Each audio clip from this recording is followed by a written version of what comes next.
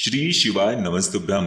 दोस्तों, आप सभी जानते हैं कि कल 17 अगस्त से शुरू हो रहा है फिर से सावन का पवित्र महीना। पूज्य गुरुजी ने कहा कि अगर आपकी कोई ऐसी विशेष मनोकामना है जो परिपूर्ण नहीं हो पा रही है, चाहे वो आपके व्यापार से संबंधित हो या फिर धन प्राप्ति से संबंधित हो या फिर आपकी नौकरी नहीं लग रही है तो नौकरी के लिए हो या फिर आपके विवाह के लिए हो, और यहाँ तक कि पूज्य गुरुजी ने कहा कि अगर आपके शरीर में कोई भारी रोग हो गया है, कोई ऐसी बीमारी हो गई है कि डॉक्टरों की दवाएं लगातार खाने के बावजूद भी आपको आराम नहीं मिल पा रहा है, तो गुरुजी ने कहा कि सिर्फ ये एक उपाय आपकी इन सारी परेशानियों को बहुत ही शीघ्रता से समाप्त कर देगा। तो चलिए जानते हैं इस उपाय के बारे में, लेकिन उससे पहले एक प्रार्थना, अगर आप चैनल पर नए हैं तो कृपया चैनल को सब्सक्राइब अवश्य कर लें।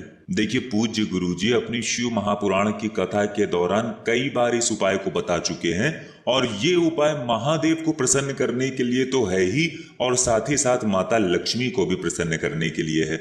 माता लक्ष्मी प्रसन्न होती हैं तो आपके घर का सारा दुर्भाग्य समाप्त होता है और आपको सुख समृद्धि तथा वैभव की प्राप्ति होती है, मान सम्मान बढ़ता है। और महादेव प्रसन्न होंगे तो आपके जीवन में अगर रोग की समस्या चल रही है, बीमारी की समस्या चल रही है, लड़ाई झगड़ा आपके जीवन में लगा हुआ है, या किसी भी प्रकार का संकट है, व्यापार सही से नहीं चल रहा है, तो गुरुजी ने कहा कि ये उपाय आपको इन सभी समस्याओं को दूर करने के लिए जरूर करना चाहिए।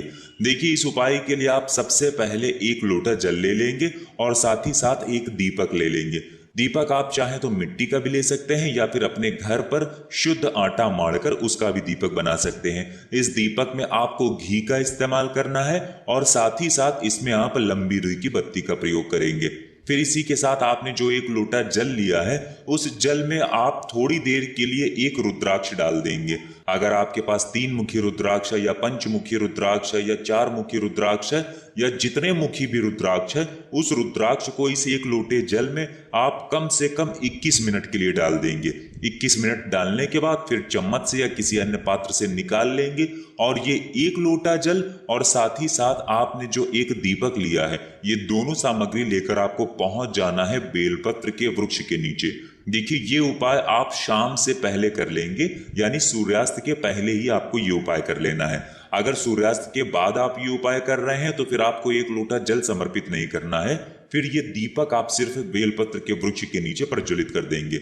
और अगर सूर्यास्त के पहले कर रहे हैं तो फिर आपको ये उपाय पूरा करना है। देखिए, बेलपत्र के वृक्ष के नीचे पहुंचकर सबसे पहले आप जो एक लोटा जल लेकर गए हैं, जो रुद्राक्ष वाला जल आप लेकर गए हैं, उस जल को बेलपत्र की जड़ में धीरे धीरे समर्पित करते जाएंगे और श्री शिवाय नमस्तुभ्यम मंत्र का लगातार स्मरण करते जाएंगे।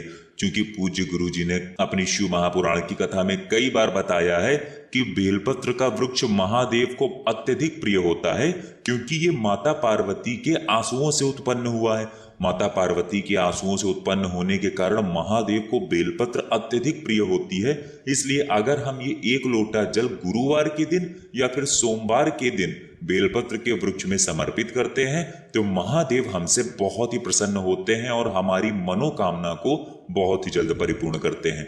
देखिए, जब आप ये एक लोटा जल बेलपत्र के वृक्ष में समर्पित कर लें और श्री शिवाय नमस्तुभ्यम मंत्र का स्मरण कर लें, फिर उसके बाद आप जो एक दीपक लेकर गए हैं, उस दीपक को वहीं बेलपत्र के वृक्ष के जड़ के आसपास कहीं पर प्रज्वलित कर देंगे, और दीपक का जो मुख होगा वो उत्तर दिशा की तरफ होगा। उत्तर दिशा की तरफ आपको दीपक ये रखते हुए फिर इसे प्रज्वलित कर देना है, और फिर वहीं बेलपत्र के वृक्ष के नीचे बैठकर कम से कम 21 बार या 51 बार या 108 बार, जितनी बार भी आपके पास समय हो उतनी बार आप श्री शिवाय नमस्तुभ्यम मंत्र का स्मरण कर लीजिए।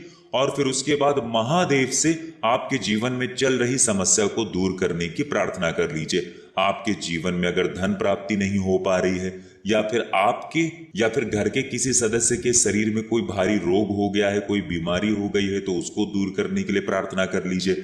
या फिर आपको व्यापार में या फिर आपकी नौकरी में कोई समस्या आ रही है तो उसको दूर करने के लिए महादेव से प्रार्थना कर लीजिए। या फिर आपके जीवन में किसी भी प्रकार की समस्या चल रही है तो उसको समाप्त करने के लिए आप महादेव से प्रार्थना कर लीजिए और फिर उसके बाद वापस अपने घर आ जाइए। गुरुजी ने कहा कि अगर सोमवार के दिन या फिर गुरुवार के दिन हम ये उपाय करते हैं तो हमारी मनोकामना महादेव बहुत ही जल्द परिपूर्ण कर देते हैं। और सावन की शुरुआत का ये विशेष दिन है, इसलिए आपको ये उपाय बेलपत्र के वृक्ष के नीचे जरूर करना चाहिए। तो दोस्तों, ये था पूज्य गुरुजी द्वारा बताया गया एक बहुत ही खास उपाय।